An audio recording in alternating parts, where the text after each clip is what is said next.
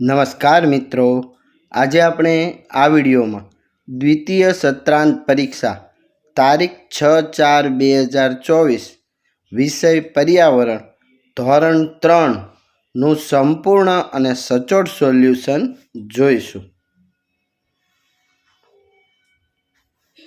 પ્રશ્ન 1 સૂચના મુજબ કરો. એમાં પહેલો પ્રશ્ન છે, નીચેના પ્રશ્નના જવાબ આપો. એમાં પહેલો પ્રશ્ન, પ્રજાસત્તાક પર્વ નિમિત્તે તમે શાળામાં શું સુશોભન કરો છો? તો જવાબ, પ્રજાસત્તાક પર્વ નિમિત્તે અમે શાળામાં રંગોળી કરીએ છીએ, ધજા પતાકાથી વર્ગખંડો અને શાળા શણગારીએ છીએ, આસોપાલવના તોરણ બાંધીએ છીએ, ફુગ્ગાઓ લગાડીએ છીએ. બીજો પ્રશ્ન, ખોટા શબ્દ પર લીટી કરો.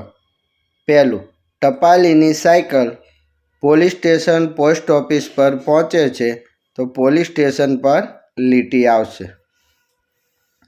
ત્રીજો પ્રશ્ન છે, ચિત્ર આધારિત ઉપયોગ લખો. પહેલું છે ટપાલ, તો એમાં આવશે સંદેશો લખીને મોકલવા માટે. બીજું છે ટપાલ પેટી, તો ટપાલ નાખવા માટે. ત્રીજું છે મોબાઈલ, તો એકબીજા સાથે વાતો કરવા માટે. અથવા છે ત્રીજો પ્રશ્ન, જવાબ આપો. એમાં પહેલું, તમે તમારા વર્ગ શિક્ષકને રજા ચિઠ્ઠી કઈ કઈ રીતે મોકલી શકો? અમે અમારા વર્ગ શિક્ષકને રજા ચિઠ્ઠી મિત્ર દ્વારા કે આગળના દિવસે રૂબરૂ આપીને મોકલી શકીએ. બીજો પ્રશ્ન છે, તમારા ઘરમાં કોણ શું કરે છે? બે કાર્યો લખો. પહેલું છે ભાઈ, તો દાદાને મંદિરે લઈ જાય છે અને મમ્મીને દુકાનેથી વસ્તુ લાવી આપે છે. બીજું છે બહેન, તો કપડાં વાસણ ધોવે છે અને મમ્મીને રસોઈમાં મદદ કરે છે. ત્રીજો પ્રશ્નમાં પહેલો, લુહાર પાસેથી કાગડાએ શું લીધું પછી શું કર્યું? તો જવાબ, લુહાર પાસેથી કાગડાએ દાંતરડું લીધું, દાંતરડાથી માટી ખોદી અને માટી કુંભારને આપી. કુંભારે માટીમાંથી ઘડો બનાવી દીધો અને ઘડામાં કૂવામાંથી પાણી ભરી કાગડાએ ચાંચ ધોઈ. પ્રશ્ન 4 સૂચના મુજબ કરો. અહીંયા એક નકશો આપેલ છે, એના આધારે પ્રશ્નોના જવાબ લખવાના છે. તો જોઈએ. પહેલો પ્રશ્ન, નકશામાં કેટલા ઘર છે? તો 4. નકશામાં કેટલા ઝાડ છે? 5.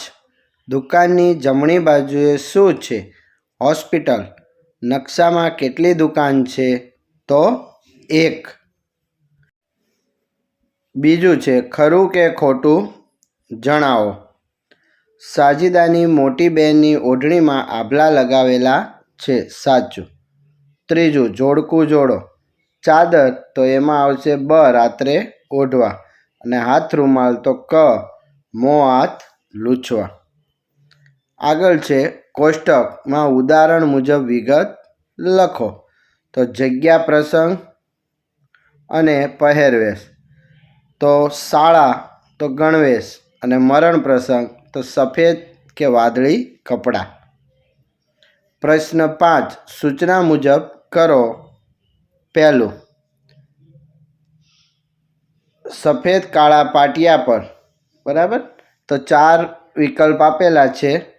રાજા રાણીને ઘોડો છે, નાના મોટા સૈનિકો અને મગજ વાપરે તે થાય એકો, તો એ ચેસ કહેવાય. બીજું છે ચોગાને છક્કાના રન મળે તો શતક કહેવાય, બને તો ક્રિકેટ. આગળ બીજો પ્રશ્ન, એમાં પહેલો, આપણે રમતો શા માટે રમીએ છીએ? તો રમતો રમવાથી શરીરના અંગોને કસરત મળે, શરીરની તંદુરસ્તી જળવાય, શરીર ખડતલ બને. પ્રશ્ન 6 સૂચના પ્રમાણે કરો. વિકલ્પ, આપણા સ્વાસ્થ્ય માટે હાનિકારક ખોરાક કયો? તો બ, પીઝા. બીજું, આપણે ખાંડ શામાંથી મેળવીએ છીએ? તો અ, શેરડી. અને ત્રીજું, નીચેનામાંથી મસાલા તરીકે શાનો ઉપયોગ થાય? તો હળદર. બીજો પ્રશ્ન, પ્રશ્નના જવાબ આપો. એમાં પહેલું, તમારા ઘરે રસોઈ કાર્ય કરતી બે વ્યક્તિનું કાર્ય લખો. તો મમ્મી રોટલી શેકે અને શાક વઘારે છે. બહેન શાકભાજી કાપે અને રોટલી વણે છે. ત્રીજું છે, પાણીનો ઉપયોગ તમે ક્યાં કરશો? પહેલું, ઘરમાં પોતું કર્યા બાદ વધ્યું હોય તે પાણી તો ફૂલ છોડમાં નાખીશું. બીજું, પાણી શુદ્ધ કરનાર આરો પ્લાન્ટમાંથી નીકળતું વધારાનું પાણી વાસણ કપડાં ધોવા માટે વાપરીશું. આગળનો પ્રશ્ન, તમે તમારા ઘરે પાણીનો સંગ્રહ કઈ રીતે કરો છો? તો અમે અમારા ઘરમાં પાણીનો સંગ્રહ ટાંકામાં, ડોલમાં, ટાંકીમાં, હોજમાં કરીએ છીએ.